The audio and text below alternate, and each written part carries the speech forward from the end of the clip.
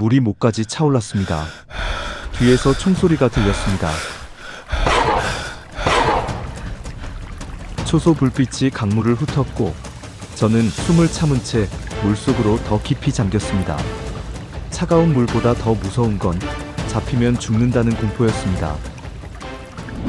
제 이름은 박진혁입니다. 북한 인민군 9년차 병사였고 함경남도 예하 여단 소속이었습니다. 그리고 저는 생체 실험 대상이었습니다. 오늘 그 진실을 말하겠습니다. 2017년 8월 23일 밤 11시 저는 두만강 한가운데 서 있었습니다. 군복을 벗고 속옷만 입은 채로요. 8월인데도 강물은 얼음처럼 차가웠습니다. 물살이 새서 몇 번이나 넘어질 뻔했습니다. 발밑에 돌들이 미끄러웠고 강바닥은 울퉁불퉁했습니다. 한 걸음 내디딜 때마다 물이 더 깊어졌습니다. 무릎, 허벅지, 허리, 그리고 가슴까지 차올랐습니다. 그런데 이상한 건 그 순간 제 머릿속에는 강이 아니라 병원이 떠올랐다는 겁니다. 어두운 복도, 링거병, 그리고 제 팔뚝에 박힌 주사바늘, 39.5도 고열로 온몸이 불타던 그날 밤, 흰 천에 덮여나가던 전우들의 모습. 왜 제가 여기까지 왔을까요? 왜 군인이 조국을 버리고 강을 건넜을까요? 사람들은 묻습니다. 배가 고파서였냐고, 자유를 원해서였냐고, 돈을 벌고 싶어서였냐고. 아닙니다. 그 이유는 단 하나였습니다. 제가 살고 싶었기 때문입니다. 단지 살고 싶었을 뿐입니다. 하지만 북한에서 사는 것과 죽는 것의 경계는 생각보다 얇았습니다. 종이 한 장 차이였습니다. 링거 한 병, 주사 한 대, 군의관의 한마디가 그 경계를 결정했습니다. 이 이야기는 깁니다. 그리고 쉽지 않습니다. 어떤 부분은 듣기 괴로울 수도 있습니다. 하지만 끝까지 들어주신다면 여러분은 북한에서 무슨 일이 벌어지는지 알게 될 겁니다. 제가 본 것, 제가 겪은 것, 그리고 제가 목격한 죽음들을요. 구독을 눌러주시면 제가 목격한 다른 진실들도 계속 전해드릴 수 있습니다. 정치범 수용소에서 일어나는 일, 공개 처형의 실체, 탈북 브로커의 세계, 침묵하지 않는 것, 그게 제가 할 수 있는 전부니까요. 이야기는 그해 5월로 거슬러 올라갑니다. 제 인생이 완전히 바뀌기 3개월 전입니다. 2017년 5월 12일 새벽 5시. 저는 복통으로 깼습니다. 배가 쥐어짜이는 것처럼 아팠습니다. 숨을 쉴 때마다 뱃속에서 뭔가 찢어지는 느낌이었죠. 식은땀이 났습니다. 이불을 움켜쥐고 30분을 버텼지만 통증은 더 심해졌습니다. 새벽 점호 때 저는 제대로 서 있을 수 없었습니다. 비틀거렸습니다. 중대장이 제 얼굴을 보더니 말했습니다. 얼굴이 왜 그래? 누렇네. 저는 그제야 거울을 봤습니다. 제 얼굴은 마치 종이처럼 하얗고 누런 빛이 돌았습니다. 눈 아래는 시퍼렇게 멍이 든 것처럼 보였습니다. 여단병원 가봐라. 당장. 그 한마디가 제 인생을 바꿨습니다. 여단병원은 부대에서 차로 30분 거리에 있었습니다. 군용 트럭 뒤에 실려서 갔습니다. 덜컹거리는 트럭 안에서 저는 배를 움켜쥐고 있었습니다. 함께 탄 병사 한 명이 물었습니다. 형, 괜찮아요? 응, 괜찮아. 하지만 괜찮지 않았습니다. 30분 후 병원에 도착했습니다. 3층짜리 낡은 콘크리트 건물이었습니다. 페인트는 벗겨져 있었고 벽에는 금이가 있었습니다. 입구에 조선인민군 제영여단 병원이라는 간판이 걸려 있었습니다. 글자는 반쯤 지워져 있었습니다. 안으로 들어서자 소독약 냄새가 났습니다.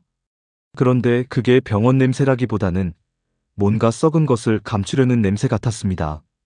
복도는 어두웠습니다. 전구 절반이 나가 있었습니다.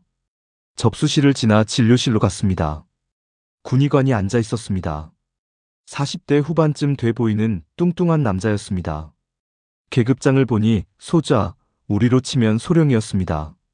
뭐가 문제야? 배가 아픕니다. 언제부터? 오늘 새벽부터요. 그가 제 배를 눌렀습니다. 여기? 물었습니다. 저는 예 하고 대답했습니다. 그가 다시 눌렀습니다. 이번엔 더 세게요. 통증이 확 퍼졌습니다. 저는 신음을 참았습니다. 위궤양 같은데 입원해야겠어. 입원. 그 단어를 듣는 순간 저는 이상하게 불안했습니다. 왜 그랬는지는 몰랐습니다. 그냥 본능적으로 여기는 안 좋은 곳이라는 느낌이 들었습니다. 며칠이나 있어야 해요? 일주일? 2주일? 봐가면서 해야지. 봐가면서. 모호한 대답이었습니다. 복도를 지나 병동으로 갔습니다. 2층 끝에 있는 6인실이었습니다. 문을 열자 침침한 불빛과 함께 특유의 냄새가 풍겼습니다. 약품 냄새, 땀 냄새, 그리고 뭔가 더 불쾌한 냄새가 섞여 있었습니다. 침대 6개가 좁은 방에 빼곡히 들어차 있었습니다. 창문 하나는 깨져서 비닐로 막아놨습니다. 바람이 새어 들어와서 비닐이 바스락거렸습니다. 침대에 누워있는 병사들을 봤습니다. 모두 제 또래였습니다. 25, 26쯤 되어 보였죠. 그런데 얼굴이 다들 비슷했습니다. 창백하고 눈은 푹 꺼져 있고 광대뼈가 튀어나와 있었습니다. 누워만 있었습니다. 아무도 말하지 않았습니다. 제 침대는 창문 옆이었습니다. 깨진 창문 옆이요. 저는 침대에 누웠습니다. 스프링이 삐걱거렸습니다. 이불은 얇았고 낡았습니다. 오후 3시쯤 간호병이 들어왔습니다.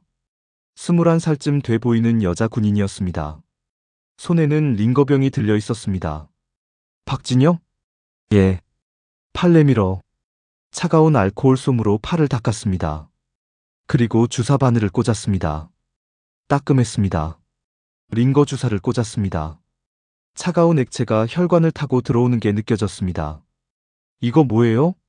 제가 물었습니다. 영양제. 위 치료하려면 영양부터 채워야지. 영양제.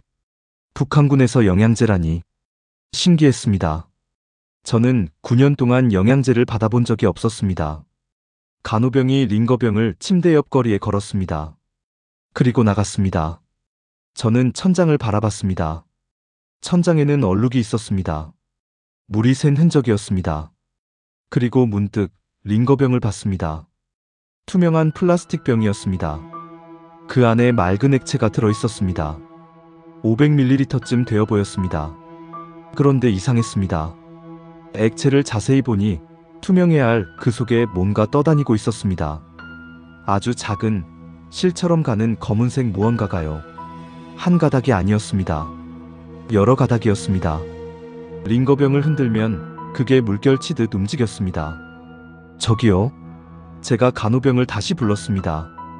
간호병이 문 밖에서 고개를 내밀었습니다. 왜?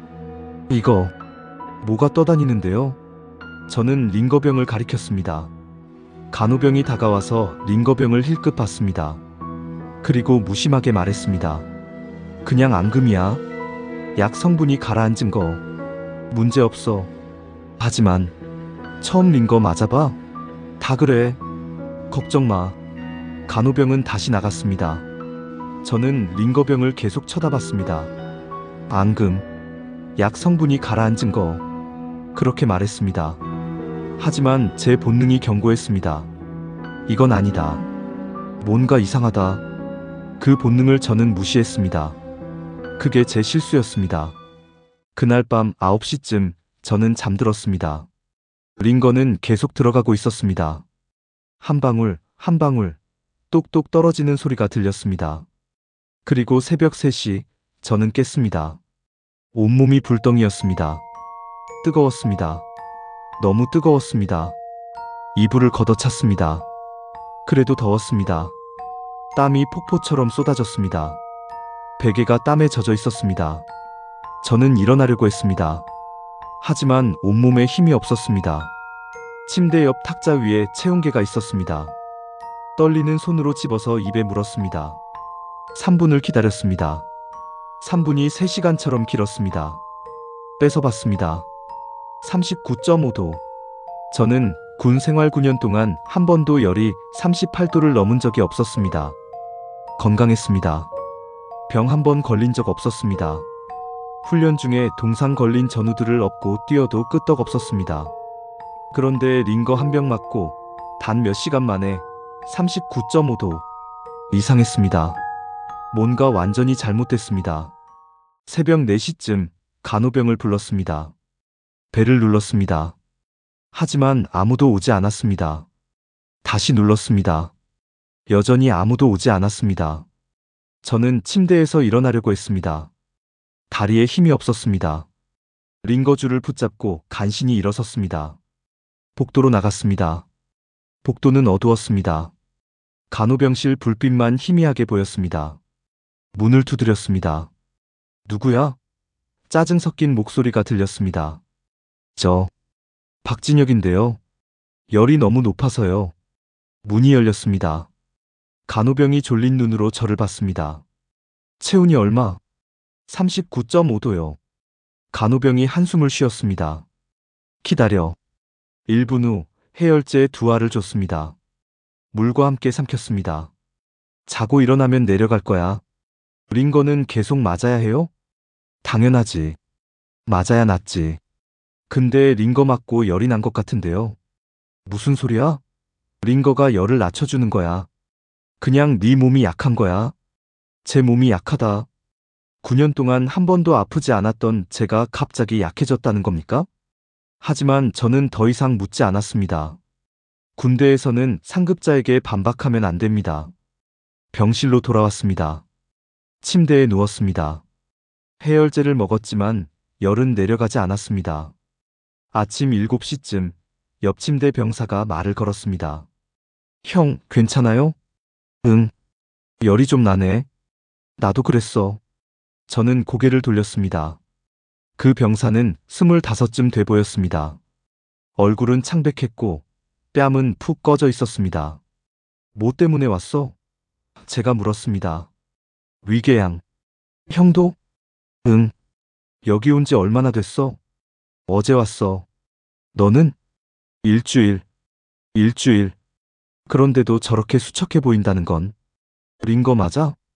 제가 물었습니다. 응. 하루 3번. 열난 적 있어? 그가 고개를 끄덕였습니다. 처음 맞을 때 40도까지 올랐어. 지금은 좀 괜찮아진 것 같은데. 그가 팔을 걷어 올렸습니다. 링거 주사를 맞은 자리가 빨갛게 부어올라 있었습니다. 마치 벌레에 물린 것처럼, 아니, 그것보다 더 심하게요. 피부가 골마서 진물이 나오고 있었습니다. 주사 자국이 7개쯤 보였습니다. 모두 같은 상태였습니다. 의사한테 얘기했어? 제가 물었습니다. 했지. 근데 뭐라는 줄 알아? 정상 반응이다. 몸이 약에 적응하는 과정이다. 이렇게 말하더라고. 정상 반응. 40도 고열이 정상이라고요? 팔이 곱는 게 적응 과정이라고요? 다른 사람들도 그래? 제가 물었습니다. 그가 병실을 둘러봤습니다. 그리고 작은 목소리로 말했습니다. 다들 그래. 여기 온 사람들 거의 다 열나고 팔 붓고 그래. 근데 아무도 말 안 해. 말해봤자 소용없으니까. 저는 다른 침대들을 봤습니다. 모두 링거를 맞고 있었습니다. 모두 같은 링거병이었습니다. 투명한 액체에 검은 실 같은 게 떠다니는. 건너편 침대 병사가 기침을 했습니다. 심한 기침이었습니다. 가래가 끓는 소리가 들렸습니다. 저 형은? 제가 물었습니다. 최영수 형. 폐렴. 여기 온 지 1달 됐어. 1달. 그런데도 낫지 않는다는 건. 오전 10시쯤 군의관이 병실에 들어왔습니다. 간호병 1명을 데리고 있었습니다. 회진이었습니다. 군의관은 각 침대를 빠르게 돌았습니다. 환자를 보는 게 아니라 그냥 지나가는 것처럼 보였습니다. 제 침대 앞에 섰습니다. 박진혁? 예. 어때? 열이 좀 나는 것 같습니다. 체온이? 39.5도였습니다. 그래? 해열제 먹었지? 예. 그럼 괜찮아. 링거 계속 맞으면 나을 거야. 그게 끝이었습니다. 진찰도 없었습니다. 맥도 짚지 않았습니다. 그냥 물어보고 대답 듣고 끝. 군의관은 다음 침대로 갔습니다. 폐렴 환자 최영수 앞에 섰습니다. 기침은 어때? 심합니다. 최영수가 힘겹게 대답했습니다. 약 먹고 있지? 예. 그럼 나을 거야. 또 끝. 군의관은 병실을 나갔습니다. 총 5분도 안 걸렸습니다. 환자 6명을 5분 만에 본 겁니다. 저게 회진이야? 제가 중얼거렸습니다. 옆 침대 병사가 쓴웃음을 지었습니다. 여기선 저게 정상이야? 점심때가 됐습니다. 간호병이 식판을 들고 왔습니다. 옥수수밥, 배추국, 무절임. 그게 전부였습니다. 저는 먹으려고 했습니다. 하지만 식욕이 없었습니다. 열 때문인지 아니면 이 병원 분위기 때문인지 옥수수밥 몇 숟가락 먹었습니다. 더 이상 못 먹겠어서 내려놨습니다. 건너편 침대의 최영수는 음식을 전혀 손대지 않았습니다. 그냥 누워서 천장을 바라보고 있었습니다. 오후 2시쯤 또 링거를 맞았습니다. 두 번째 링거였습니다. 역시 같은 병이었습니다. 검은 실이 떠다니는. 이번에는 제가 확실히 봤습니다. 간호병이 링거병을 거리에 거는 순간 병을 살짝 흔들었는데 그 안에 검은 것들이 물결치듯 움직였습니다. 저거 정말 앙금이에요? 제가 물었습니다. 간호병이 짜증난 표정으로 말했습니다. 그렇다니까? 매번 같은 질문하지 마. 저는 입을 다물었습니다. 그날 밤 또 열이 났습니다.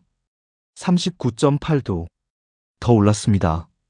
다음 날도 링거를 맞았습니다. 하루 3번. 아침, 점심, 저녁. 그리고 매번 열이 났습니다. 3일째 되던 날 저는 5kg이 빠졌습니다.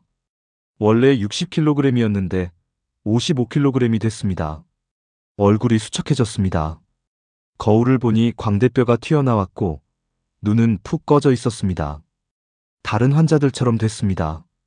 치료받으러 왔는데 더 아파지네. 제가 혼잣말로 중얼거렸습니다. 그때 옆 침대 병사가 말했습니다. 형, 여기선 나을 수 없어. 뭐? 여기선 나을 수 없다고. 그냥 버티는 거야. 죽지 않으면 다행인 거고. 죽지 않으면 다행. 그 말이 무슨 뜻인지 저는 곧 알게 됐습니다. 입원 4일째 되던 날, 제 건너편 침대에 새 환자가 들어왔습니다. 24살쯤 돼 보이는 병사였습니다. 이름은 김성철이라고 했습니다. 얼굴에는 아직 혈색이 있었습니다. 눈도 또렷했습니다. 방금 들어온 사람이라는 게 한눈에 보였습니다. 뭐 때문에 왔어? 제가 물었습니다. 위궤양이요. 형도요? 응. 여기 음식 어때요? 약은 잘 줘요? 저는 대답하지 않았습니다. 뭐라고 대답해야 할지 몰랐습니다. 그날 저녁 성철이도 링거를 맞았습니다. 당연히 같은 병이었습니다. 검은 실이 떠다니는 그 링거요. 첫날 밤 성철이가 열이 났습니다. 39도. 형, 이거 정상이에요? 열이 이렇게 높이 나는 게? 응, 정상이야. 저는 거짓말을 했습니다. 정상이 아니라는 걸 알면서도. 이틀째 밤 40도. 형, 너무 아파요. 온몸이 아파요. 해열제 먹었어? 먹었는데 안 내려가요. 사흘째 밤 40.5도. 형, 숨쉬기도 힘들어요. 성철이의 목소리가 떨렸습니다. 저는 간호병을 불렀습니다. 해열제를 더 줬습니다. 하지만 소용없었습니다. 나흘째 밤 성철이는 말을 하지 못했습니다. 그냥 누워서 헐떡거렸습니다. 숨소리가 거칠었습니다. 가쁘게 숨을 쉬었습니다. 저는 밤새 성철이를 지켜봤습니다. 자지 못했습니다. 뭔가 나쁜 일이 일어날 것 같았습니다. 다섯째 날 새벽 4시, 성철이가 죽었습니다.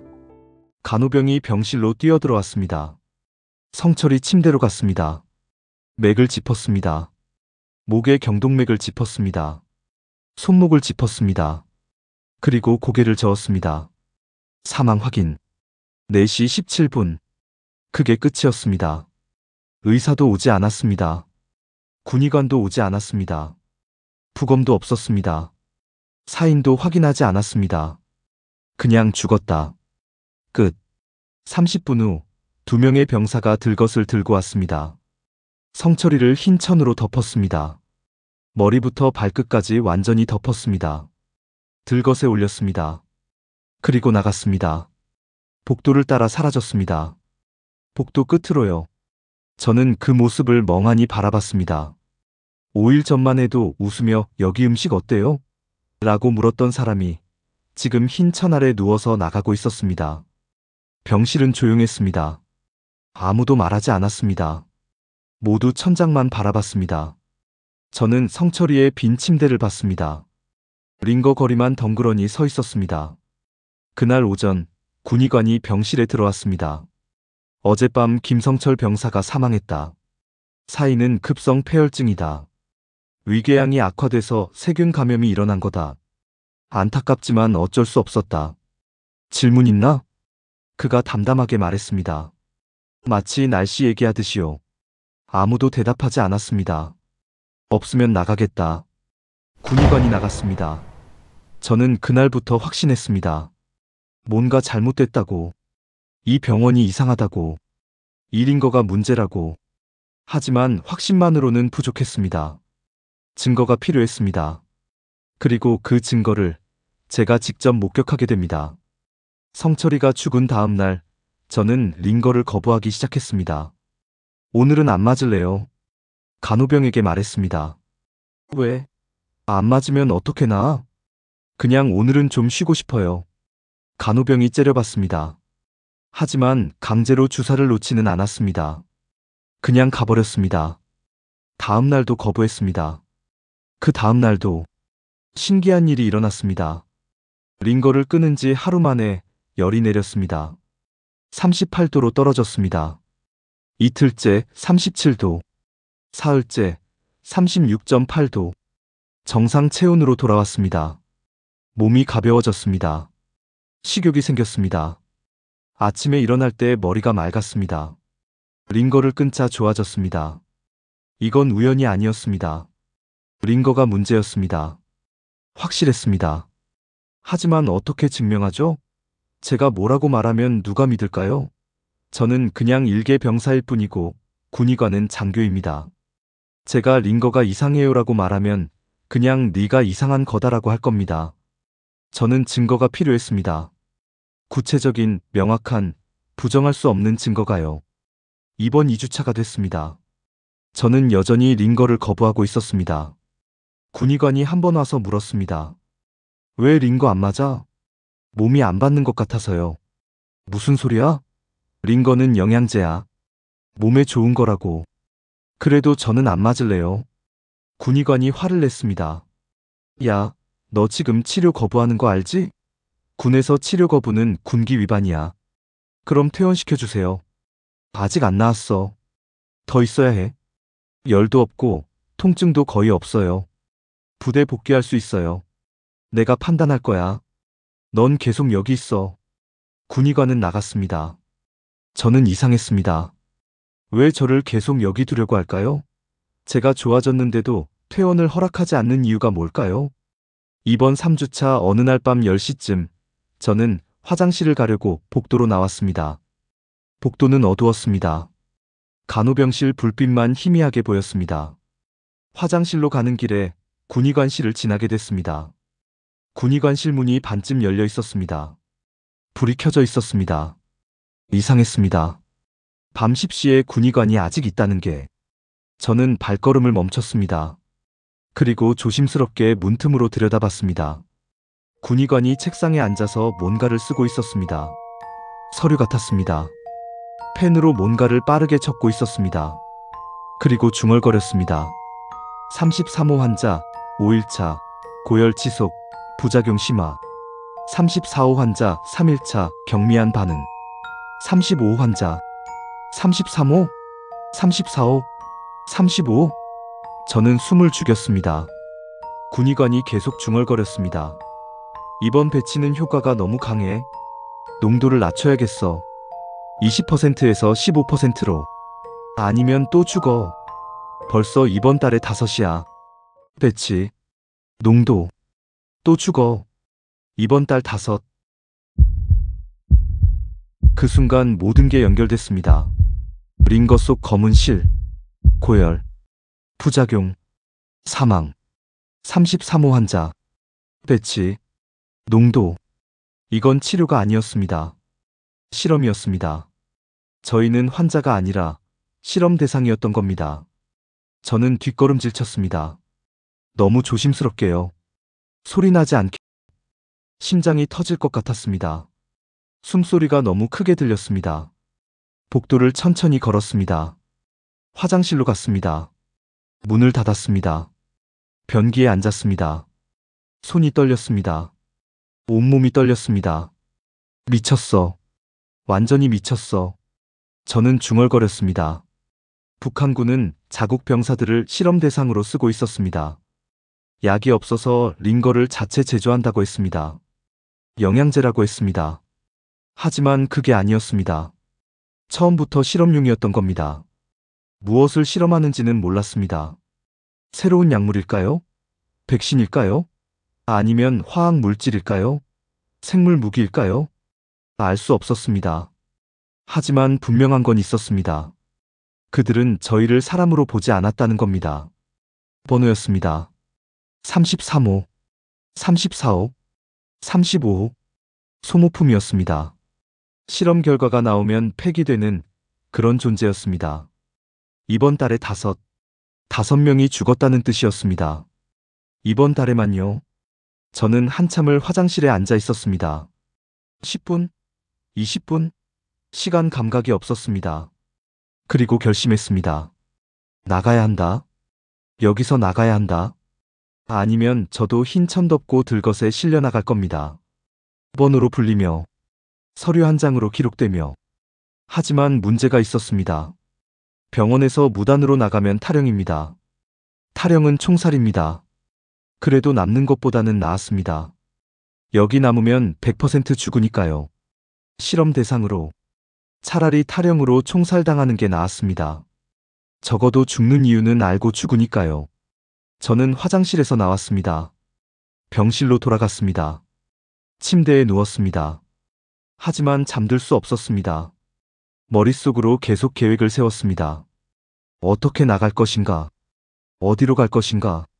누구에게 도움을 청할 것인가? 그리고 가장 중요한 질문.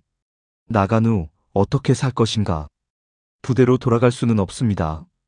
탈영병으로 잡힙니다. 집으로 갈 수도 없습니다. 가족이 연루됩니다.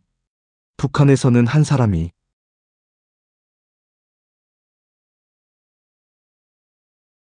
다음 날부터 저는 계획을 세우기 시작했습니다. 첫 번째 문제, 병원에서 어떻게 나갈 것인가? 병원은 경비가 삼엄하지 않았습니다. 어차피 환자들은 다 군인이고 탈영할 배짱도 없다고 생각했으니까요. 출입구에 보초병 1명. 그게 전부였습니다. 저는 3일 동안 보초병의 근무 패턴을 관찰했습니다. 병실 창문으로 보초병이 보였습니다. 저는 시간대별로 그의 움직임을 체크했습니다. 밤 11시 근무 시작. 출입구에 서 있음. 자정 여전히 서 있음. 가끔 앉음. 새벽 1시 졸고 있음. 고개가 떨어짐. 새벽 2시 완전히 앉아서 눈 감음. 새벽 3시 화장실 감. 5분간 자리 비움. 새벽 4시 돌아와서 다시 앉음. 눈 감음. 새벽 5시 교대 준비. 기회는 새벽 3시였습니다. 화장실 가는 5분. 하지만 보초병을 피한다 해도 또 다른 문제가 있었습니다. 출입구로 나가면 바로 보입니다. 정문으로 당당하게 걸어 나갈 수는 없습니다.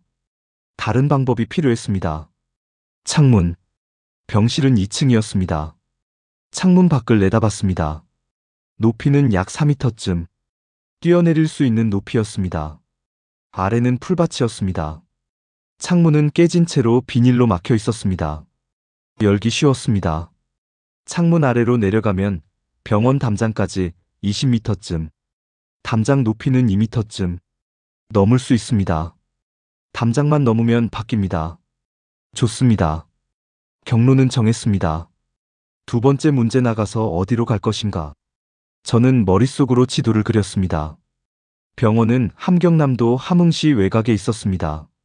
여기서 국경까지는 약 200km. 버스로 8시간쯤 걸립니다. 하지만 버스를 타려면 돈이 필요합니다. 그리고 여행 증명서도 필요합니다. 저는 돈이 없었습니다. 여행 증명서도 없었습니다. 그럼 어떻게? 저는 먼 친척을 떠올렸습니다. 이모부의 동생, 김철수 아저씨. 그분이 함흥 근처 작은 마을에 살고 있었습니다. 공장 노동자였습니다. 제가 어렸을 때 몇 번 본 적 있었습니다. 착한 분이었습니다. 제가 군대 가기 전에 만났을 때 힘들면 언제든 연락해라고 말씀하셨습니다. 그분에게 가야 합니다. 도움을 청해야 합니다.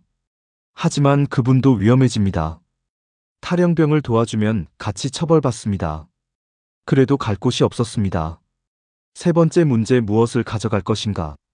저는 병원 환자복을 입고 있었습니다. 이걸 입고 나가면 바로 티납니다. 민간 옷이 필요했습니다. 병실 옆에 환자 보관함이 있었습니다.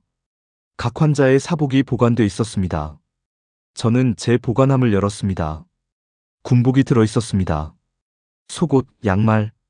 하지만 다른 환자의 보관함도 있었습니다. 죽은 환자들의 보관함이요. 성철이의 보관함도 있었습니다. 저는 죄책감이 들었지만 선택의 여지가 없었습니다. 성철이의 보관함을 열었습니다. 낡은 회색 바지, 남색 점퍼가 들어 있었습니다. 저는 그걸 가져와서 제 침대 밑에 숨겼습니다. 미안해, 성철아. 하지만 나도 살아야 해. 계획은 이렇습니다. 1. 새벽 3시, 보초병이 화장실 갈 때 창문으로 탈출. 2. 담장을 넘어서 병원 밖으로. 3. 김철수 아저씨 집까지 도보로 이동 약 1시간. 4. 도움 요청, 돈 빌림. 5. 국경 도시로 버스 이동. 6. 두만강 도착. 7. 중국. 간단해 보였습니다. 하지만 단계마다 잘못될 수 있었습니다. 창문에서 뛰어내릴 때 다칠 수 있습니다. 담장을 넘다가 들킬 수 있습니다. 김철수 아저씨가 거부할 수 있습니다. 버스에서 검문에 걸릴 수 있습니다. 국경에서 잡힐 수 있습니다. 강에서 익사할 수 있습니다. 중국에서 신고당할 수 있습니다. 하지만 저는 할 겁니다. 왜냐하면 여기 남으면 100% 죽으니까요. 밖에 나가면 최소한 가능성은 있습니다. 1%라도요. 1%가 0%보다 낫습니다. 이번 4주차가 됐습니다. 저는 여전히 링거를 거부하고 있었습니다.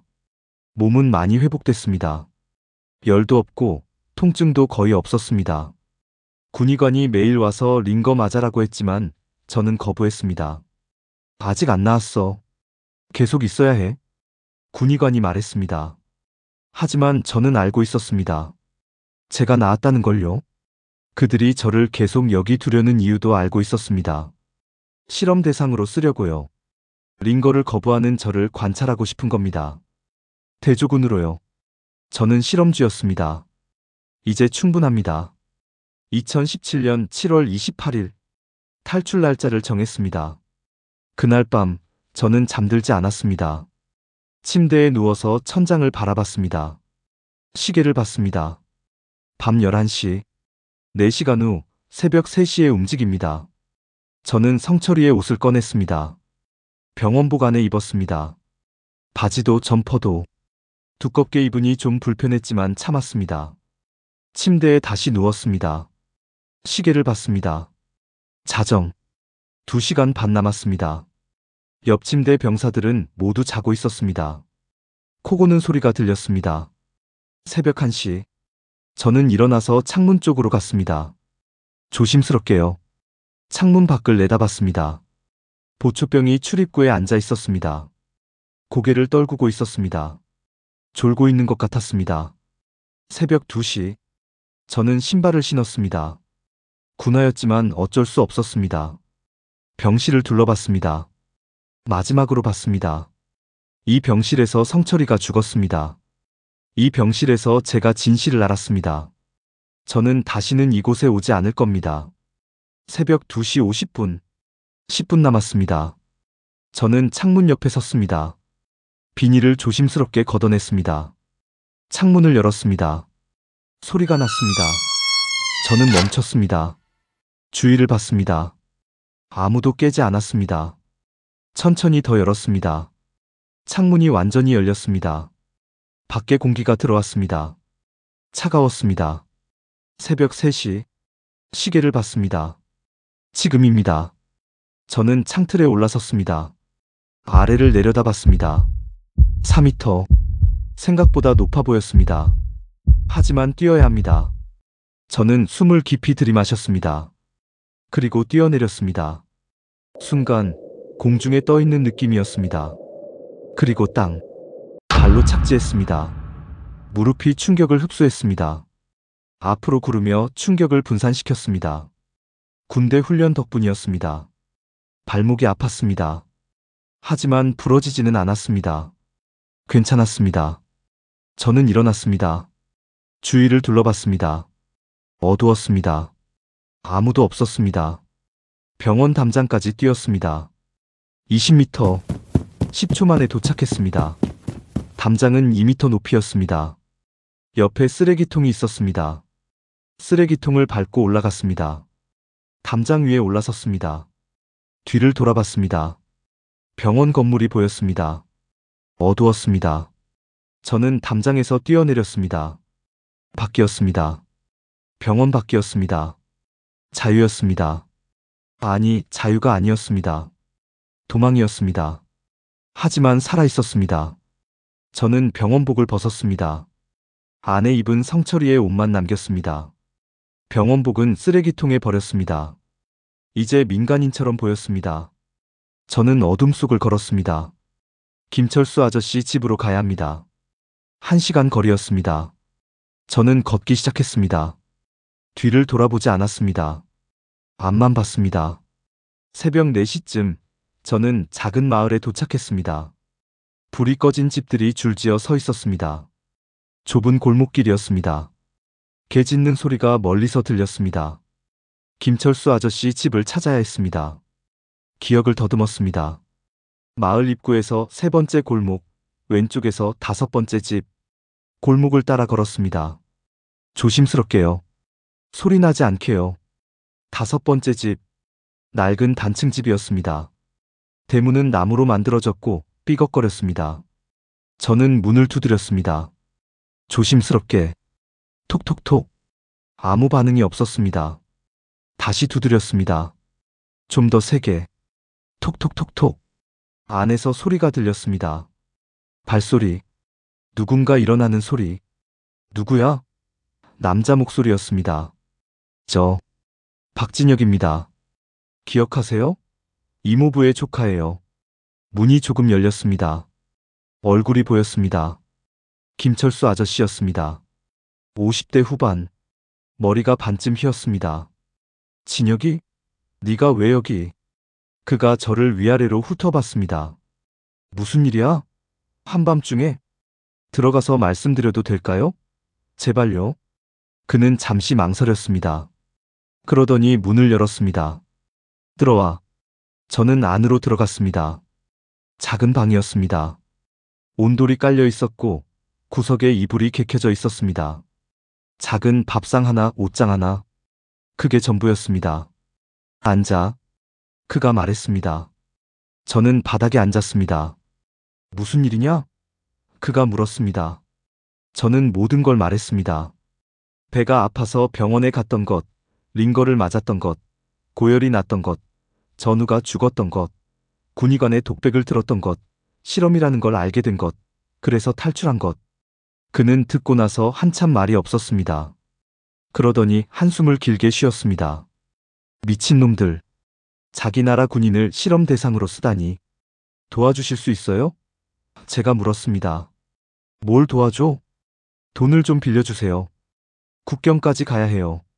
그가 저를 빤히 쳐다봤습니다. 너 지금 무슨 소리 하는지 알아? 알아요. 국경을 넘는다고? 군인이? 넌 탈영병이야. 잡히면 총살이야. 그리고 내 가족은? 부모님은?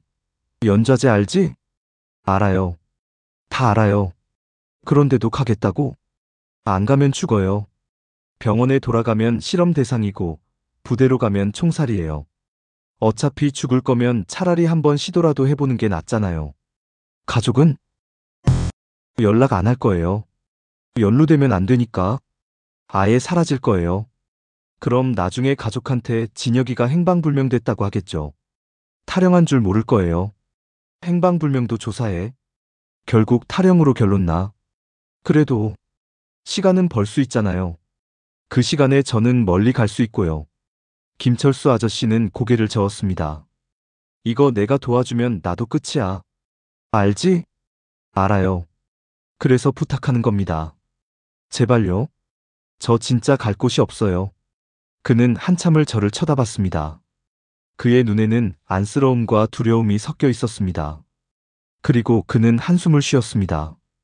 잠깐만 기다려. 그는 방 안쪽으로 들어갔습니다. 옷장을 여는 소리가 들렸습니다. 뭔가를 뒤지는 소리. 5분쯤 지났을까요? 그가 돌아왔습니다. 손에 돈뭉치가 쥐어져 있었습니다. 3만 원 있어. 이게 내가 줄 수 있는 전부야. 3만 원. 북한 돈으로 3만 원이면 큰 돈은 아니었습니다. 하지만 국경까지 가는 버스 값은 충분했습니다. 저는 돈을 받았습니다. 손이 떨렸습니다. 고맙습니다. 고맙긴. 이거 받고 나면 넌 진짜 돌아올 수 없어. 알지? 알아요. 가족도 다시 못 봐. 알아요. 그가 제 어깨를 잡았습니다. 진여가 정말 가겠어? 예. 죽을 수도 있어. 죽어도 괜찮아요. 여기 남는 것보단 나아요. 그는 한참을 저를 보다가 손을 놓았습니다. 그래. 내 인생이니까 네가 결정해. 조심해. 경찰 검문 조심하고. 국경 경비대는 쏜다. 명심해. 그리고 중국 가도 안전한 거 아니야? 중국 공안한테 잡히면 다시 북한으로 보내죠. 그럼 끝이야. 알겠습니다. 가거든 연락은 하지 마. 편지도 보내지 마. 전화도 하지 마. 아예 없는 사람처럼 살아. 그래야 가족이 산다. 네. 저는 고개를 숙였습니다. 그가 말했습니다. 해 뜨기 전에 떠나. 저는 일어섰습니다. 문으로 갔습니다. 문 앞에서 뒤돌아봤습니다. 아저씨, 정말 고맙습니다. 그는 대답하지 않았습니다. 그냥 손을 흔들었습니다. 가라고. 저는 문을 열고 나갔습니다. 새벽 5시. 하늘이 조금씩 밝아오고 있었습니다. 저는 마을을 빠져나왔습니다. 큰 길로 나왔습니다. 버스 정류장을 찾아야 했습니다. 국경 도시 해산으로 가는 버스를 타야 했습니다. 30분쯤 걸어서 정류장에 도착했습니다. 작은 정류장이었습니다. 낡은 간판 하나. 함흥-해산 노선이라고 적혀 있었습니다. 버스는 아침 6시에 출발한다고 했습니다. 아직 1시간 남았습니다. 저는 정류장 벤치에 앉았습니다. 주위를 둘러봤습니다. 아직 아무도 없었습니다.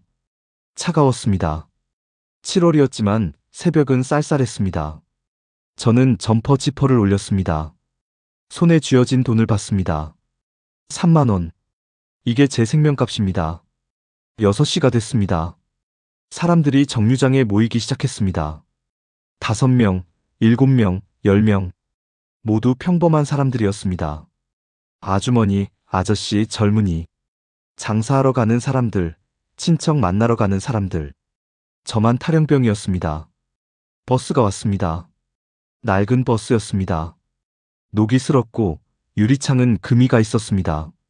엔진 소리가 요란했습니다. 사람들이 탑승하기 시작했습니다. 저도 줄을 섰습니다. 운전사 옆에 요금함이 있었습니다. 해산까지 2만 원이라고 적혀 있었습니다. 저는 2만 원을 넣었습니다. 남은 돈 1만 원. 버스에 탔습니다. 뒷자리에 앉았습니다. 창가 자리였습니다. 버스가 출발했습니다.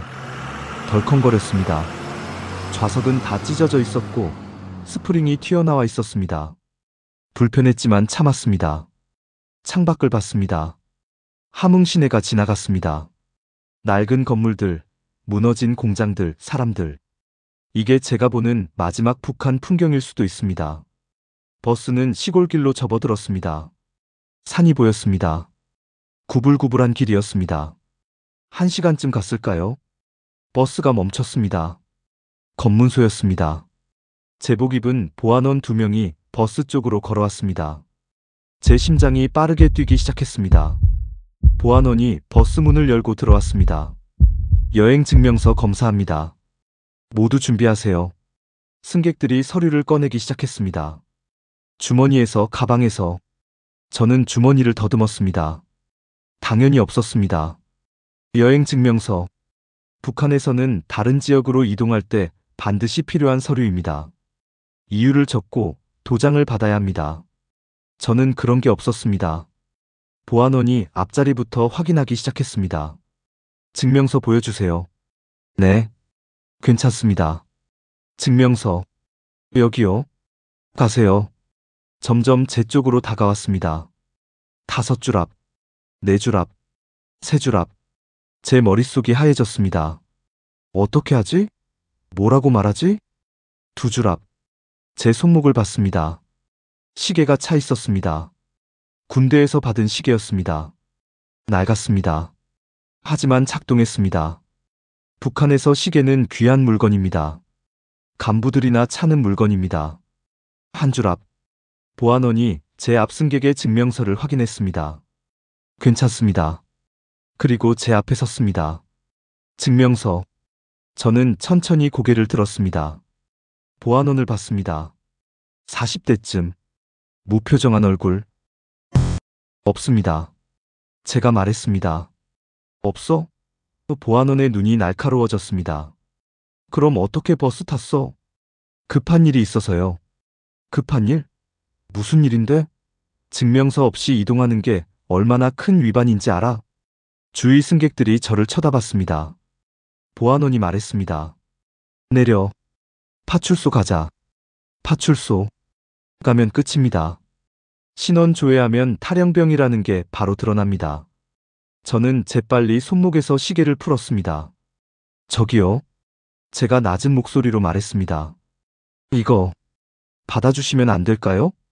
저는 시계를 보안원에게 내밀었습니다. 보안원이 시계를 봤습니다. 눈을 가늘게 떴습니다. 그는 시계를 받았습니다. 손에 들고 이리저리 봤습니다. 작동하는지 확인했습니다.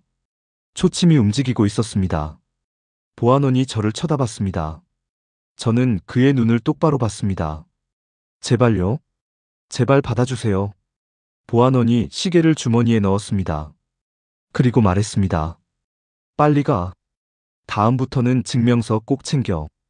이번 한 번만이야. 저는 고개를 숙였습니다. 감사합니다. 보안원은 다음 승객으로 넘어갔습니다. 저는 숨을 내쉬었습니다. 참고 있었던 숨을요. 손이 떨렸습니다. 온몸이 땀에 젖어 있었습니다. 살았습니다. 일단은요. 버스가 다시 출발했습니다. 남은 건 1만 원. 그리고 시계 없는 손목. 시계 없는 손목을 봤습니다. 흰 자국이 남아 있었습니다. 시계를 차고 있던 자리. 그 시계는 제가 군대 입대할 때 아버지가 주신 거였습니다. 시간 지켜라. 군대에서는 시간이 생명이다. 아버지가 말씀하셨습니다. 그 시계가 정말로 제 생명을 구했습니다. 미안해요, 아버지. 하지만 살아야 했어요. 버스는 계속 북쪽으로 갔습니다. 산을 넘고 강을 건너고 마을을 지나쳤습니다. 점심때쯤 휴게소에 들렀습니다. 10분 휴식이었습니다. 사람들이 내려서 음식을 샀습니다. 옥수수빵, 감자, 물. 저는 배가 고팠습니다. 어제 밤부터 아무것도 먹지 못했습니다. 하지만 돈을 아껴야 했습니다. 1만 원은 나중에 더 필요할 수도 있었습니다. 저는 참았습니다. 버스가 다시 출발했습니다. 오후 2시쯤 또 검문소가 나왔습니다. 이번에는 군인들이었습니다. 국경 경비대였습니다. 제 심장이 또 빠르게 뛰기 시작했습니다. 하지만 이번에는 버스 안으로 들어오지 않았습니다. 운전사하고만 얘기했습니다. 어디서 왔어? 함흥에서요. 승객들 증명서 다 확인했어? 예, 중간 검문소에서 확인했습니다. 그래? 버스가 통과했습니다. 저는 안도했습니다. 오후 6시쯤 버스가 해산에 도착했습니다. 저는 버스에서 내렸습니다. 해산. 국경 도시였습니다. 저는 주위를 둘러봤습니다. 낡은 건물들, 어두운 거리, 불 꺼진 가게들. 그리고 멀리 강이 보였습니다. 두만강이었습니다. 강 건너편이 중국이었습니다. 배가 고팠습니다. 어지러웠습니다. 24시간 넘게 아무것도 먹지 못했습니다. 하지만 참아야 했습니다. 저는 강 쪽으로 걸어가기 시작했습니다. 해가 지고 있었습니다. 하늘이 붉게 물들었습니다. 오늘 밤 저는 강을 건널 겁니다. 두만강을요. 살기 위해서요. 저녁 7시쯤 저는 강변에 도착했습니다. 두만강이 눈앞에 펼쳐졌습니다. 강은 생각보다 좁았습니다. 폭이 50m쯤. 하지만 물살은 빨라 보였습니다. 강물이 흐르는 소리가 들렸습니다. 건너편을 봤습니다. 중국 땅이었습니다. 불빛이 보였습니다. 집들의 불빛, 가로등, 차 헤드라이트. 북한 쪽은 어두웠습니다. 불이 거의 없었습니다. 하지만 중국 쪽은 밝았습니다. 그곳이 제가 가야 할 곳이었습니다. 하지만 문제가 있었습니다. 철조망.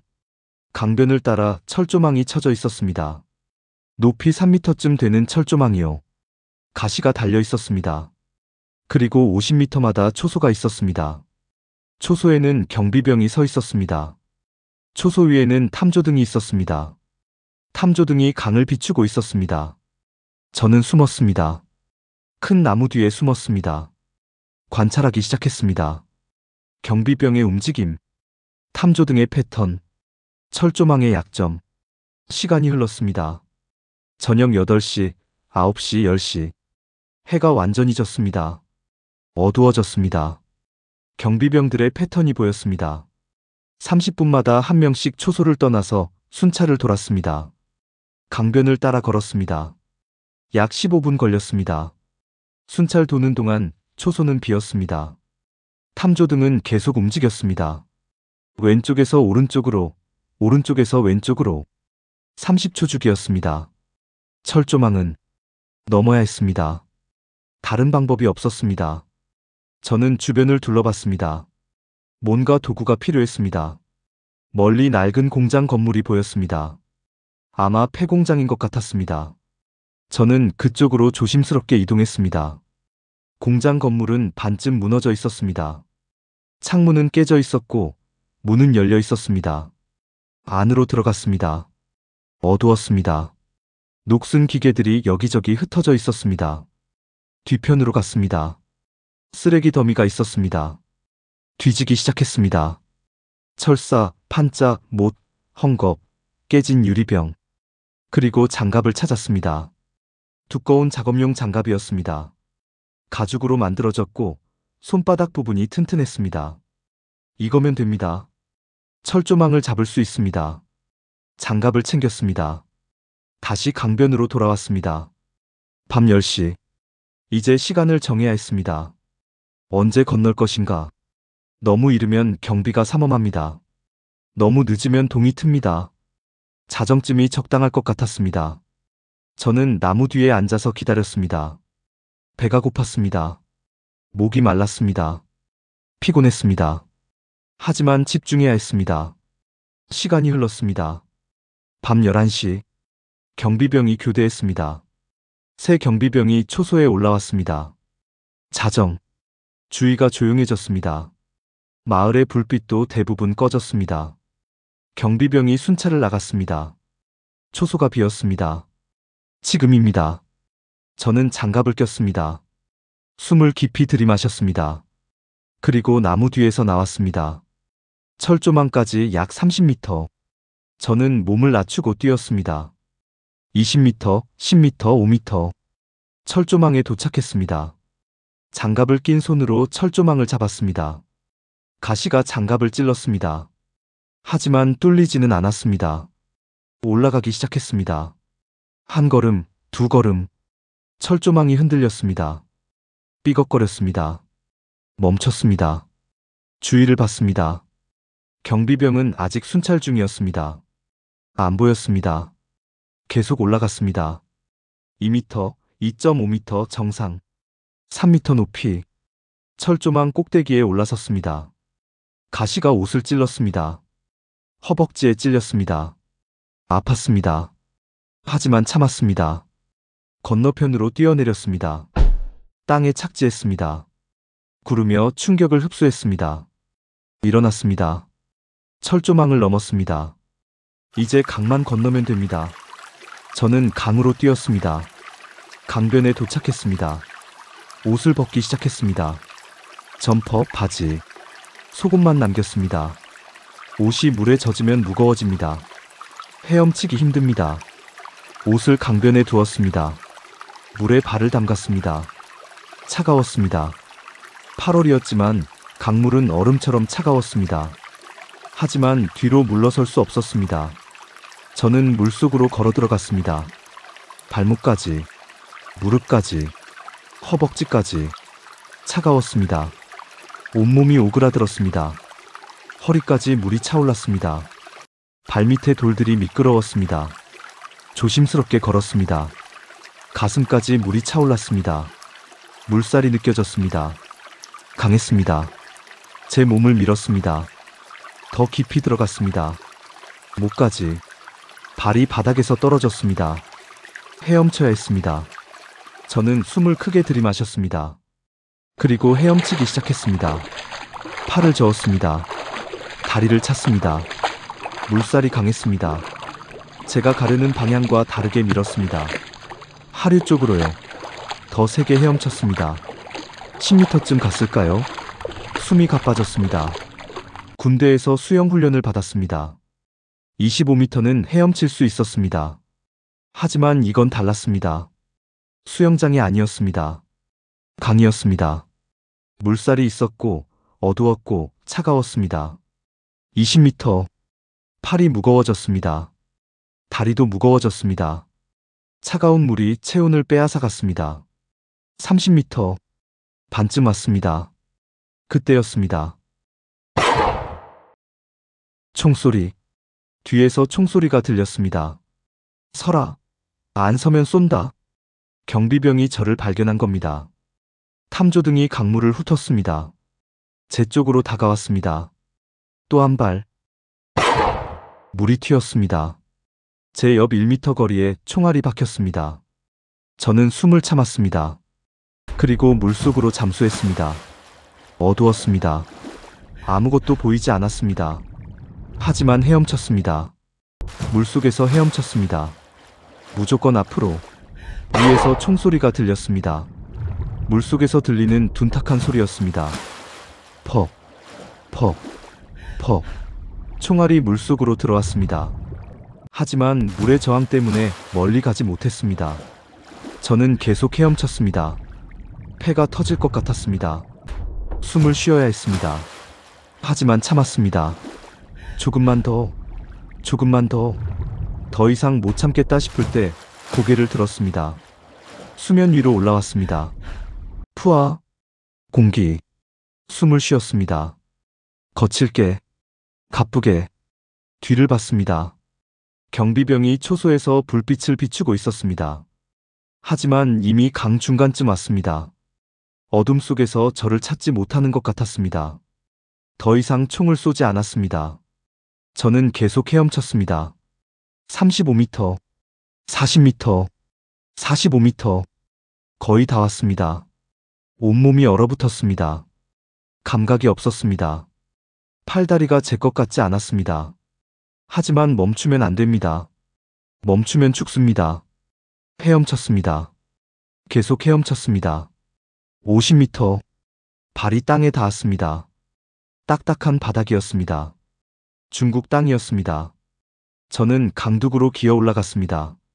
온 힘을 다해서요. 손으로 흙을 잡았습니다. 팔로 몸을 끌어올렸습니다. 강둑에 올라왔습니다. 저는 땅에 엎드렸습니다. 숨을 헐떡였습니다. 온몸이 젖어 있었습니다. 추웠습니다. 떨렸습니다. 하지만 살았습니다. 저는 중국에 있었습니다. 북한을 떠났습니다. 뒤를 돌아봤습니다. 두만강 건너편에 북한이 있었습니다. 어두웠습니다. 초소 불빛만 보였습니다. 저는 일어났습니다. 비틀거렸습니다. 다리에 힘이 없었습니다. 하지만 걸어야 했습니다. 강변에서 멀어져야 했습니다. 걷기 시작했습니다. 숲 쪽으로요. 10m쯤 갔을 때 뒤를 돌아봤습니다. 마지막으로 북한을 봤습니다. 제가 태어난 곳, 제가 자란 곳, 제 가족이 있는 곳, 그리고 저를 실험 대상으로 만든 곳. 저는 다시는 돌아가지 않을 겁니다. 절대로. 고개를 돌렸습니다. 앞을 봤습니다. 중국이었습니다. 낯선 땅이었습니다. 하지만 살 수 있는 곳이었습니다. 저는 숲속으로 사라졌습니다. 강을 건너고 30분쯤 걸었습니다. 작은 마을이 보였습니다. 중국 마을이었습니다.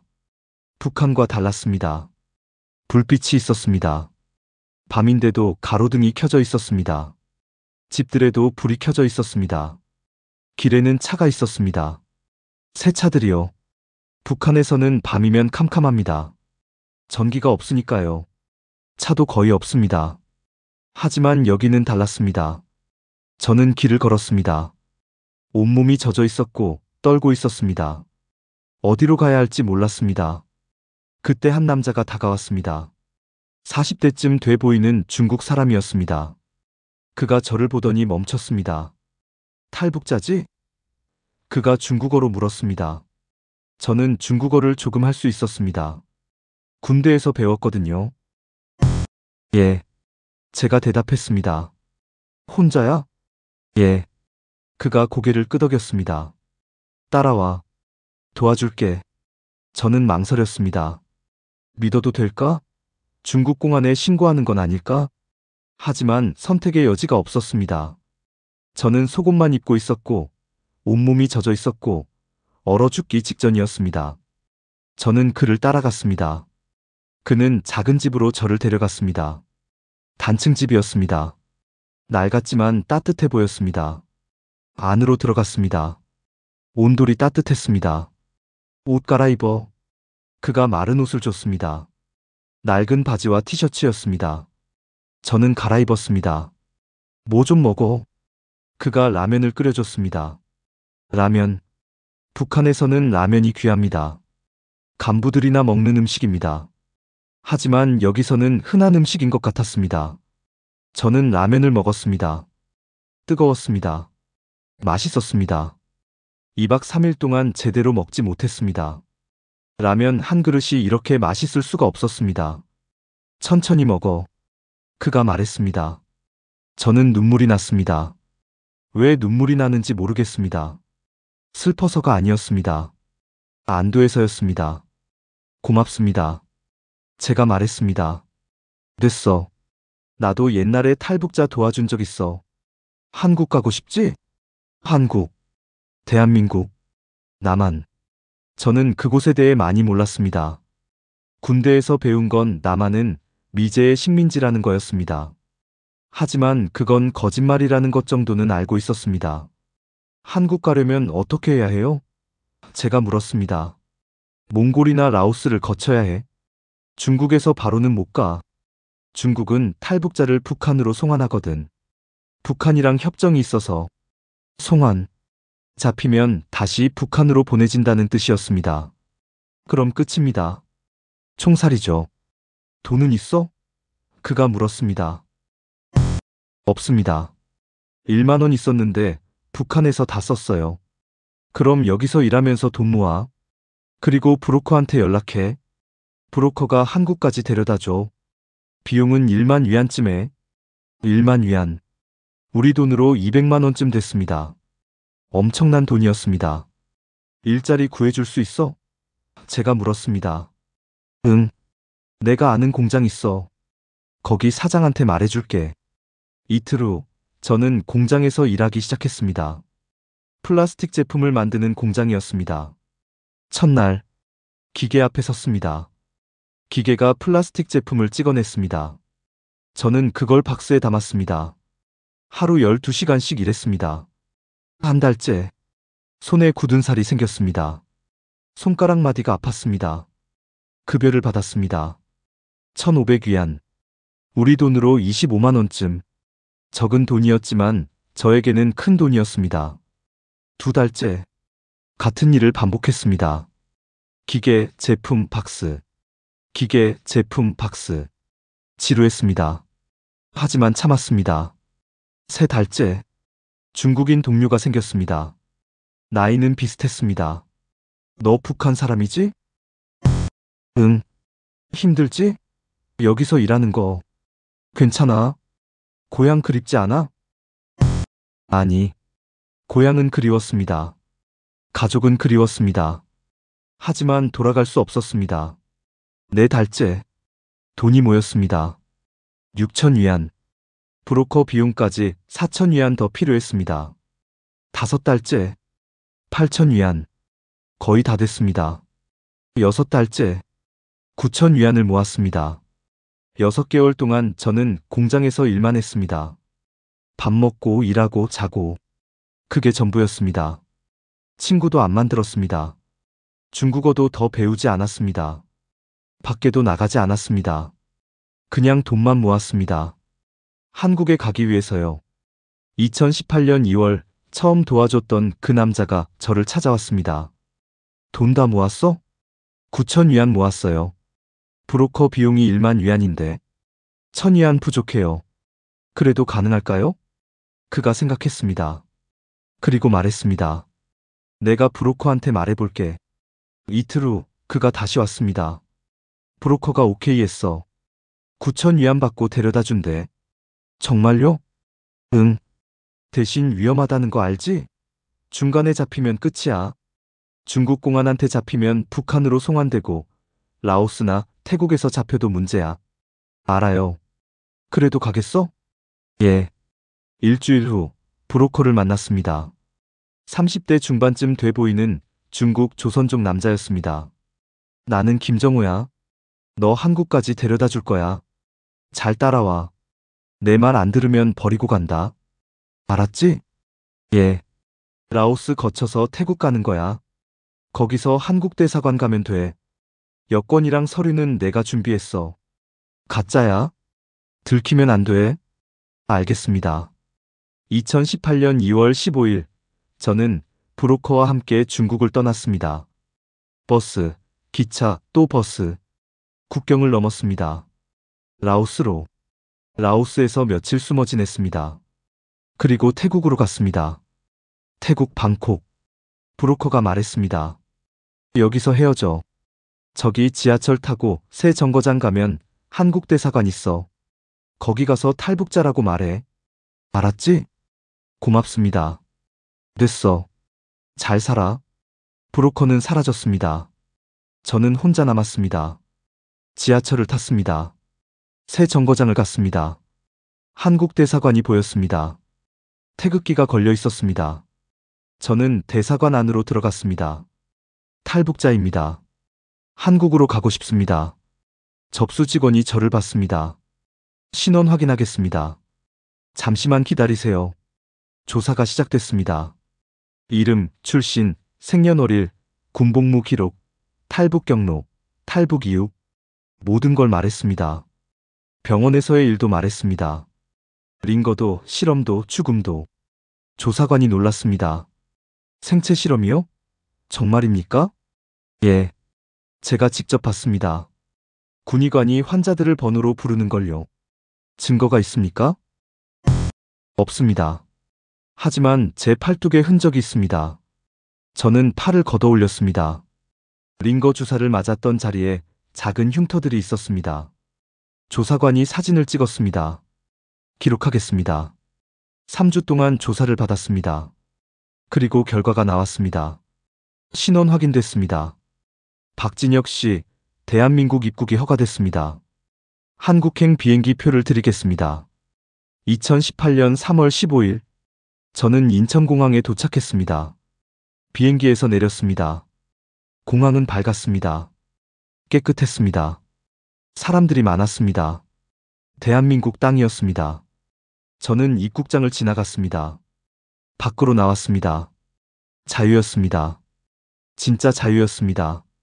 한국에 도착한 후 저는 먼저 국정원 조사를 받았습니다. 탈북자는 모두 조사를 받아야 합니다. 신원 확인, 간첩 여부 확인, 탈북 경위 확인. 조사는 2주 걸렸습니다. 매일 조사관과 면담했습니다.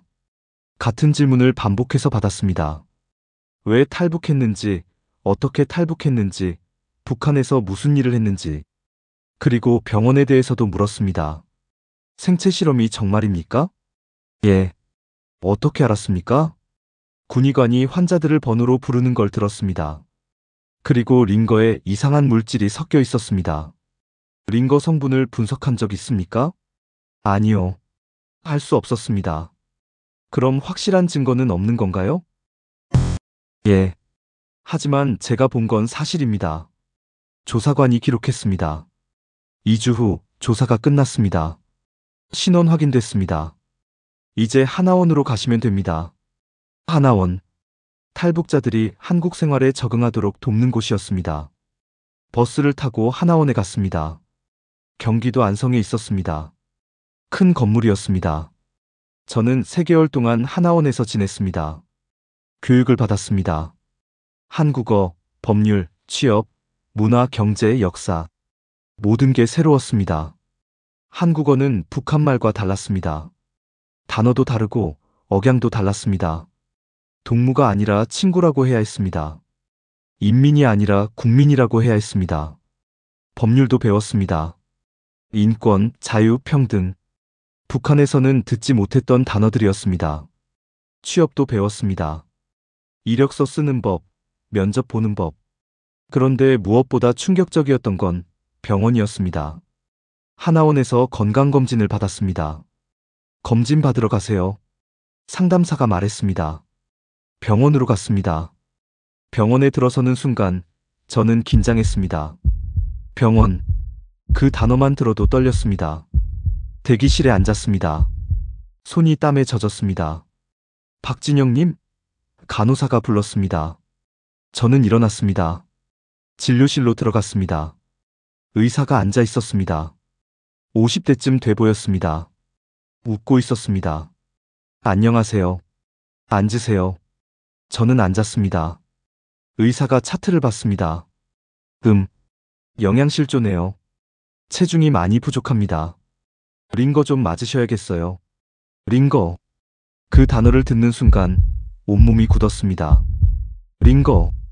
검은 실이 떠다니던 그 링거. 39.5도 고열. 성처리의 죽음. 괜찮으세요? 의사가 물었습니다. 예. 링거 맞기 싫으세요? 아니. 괜찮습니다. 간호사가 링거병을 들고 왔습니다. 저는 링거병을 봤습니다. 투명했습니다. 완전히 투명했습니다. 검은 실이 없었습니다. 이물질이 없었습니다. 침전물도 없었습니다.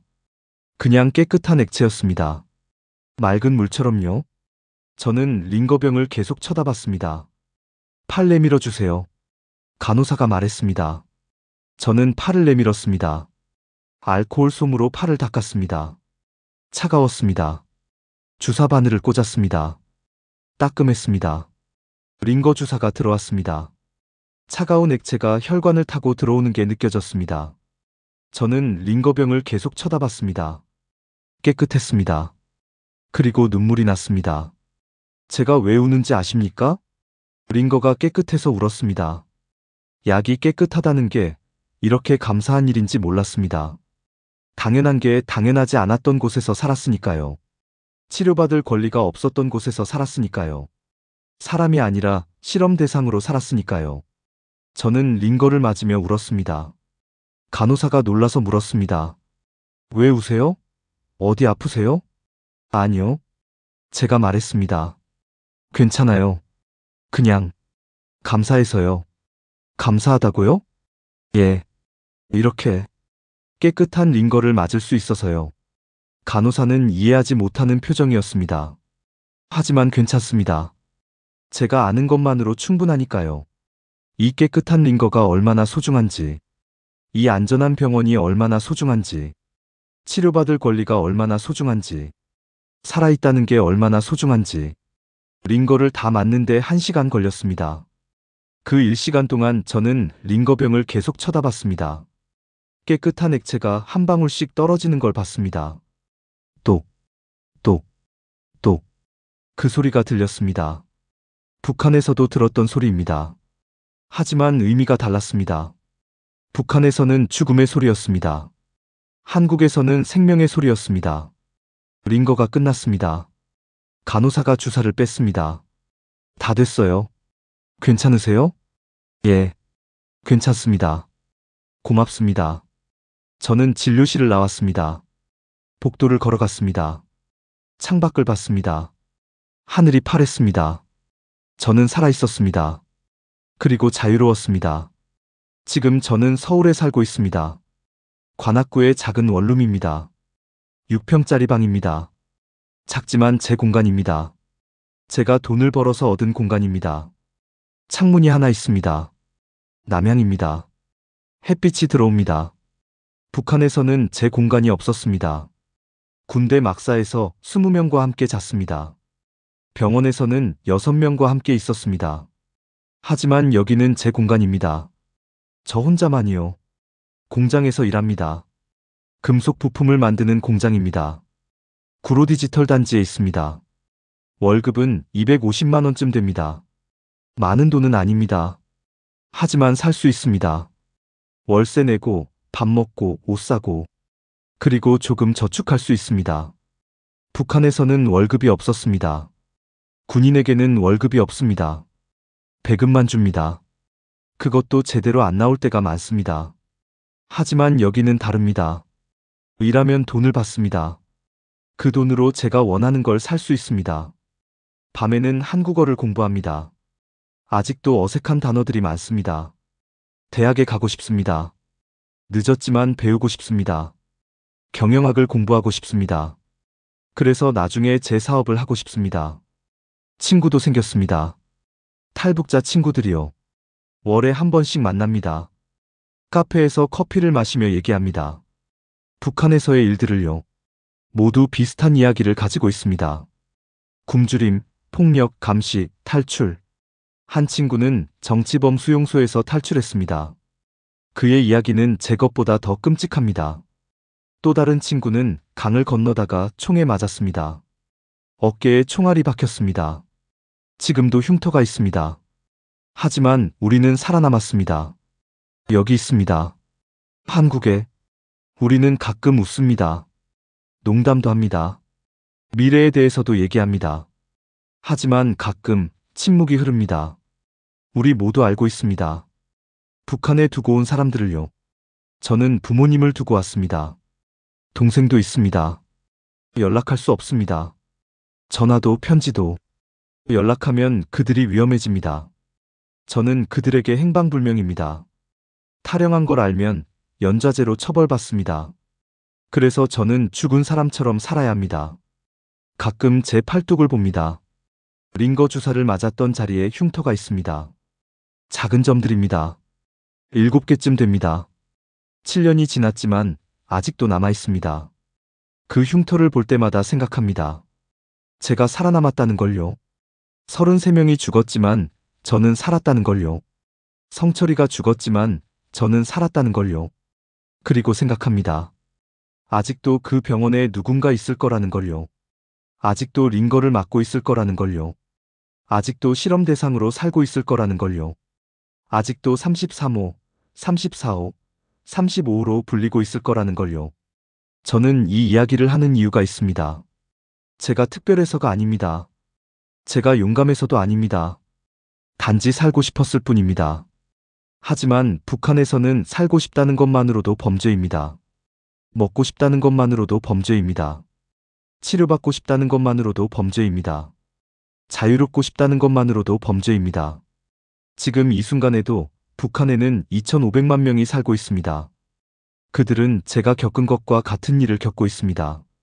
아니, 어쩌면 더 심한 일을 겪고 있을 수도 있습니다.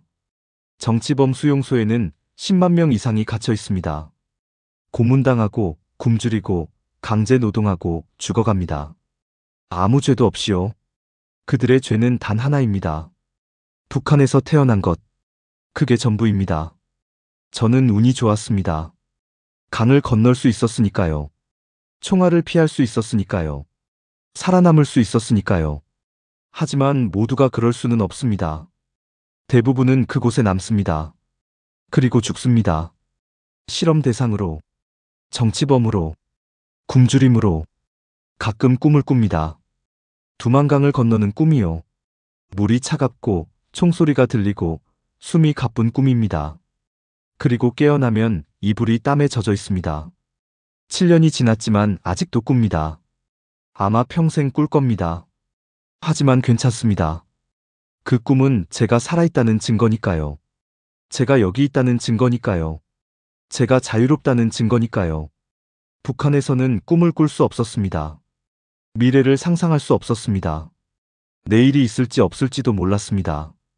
하지만 여기는 다릅니다. 저는 꿈을 꿉니다. 악몽도 꾸지만 좋은 꿈도 꿉니다.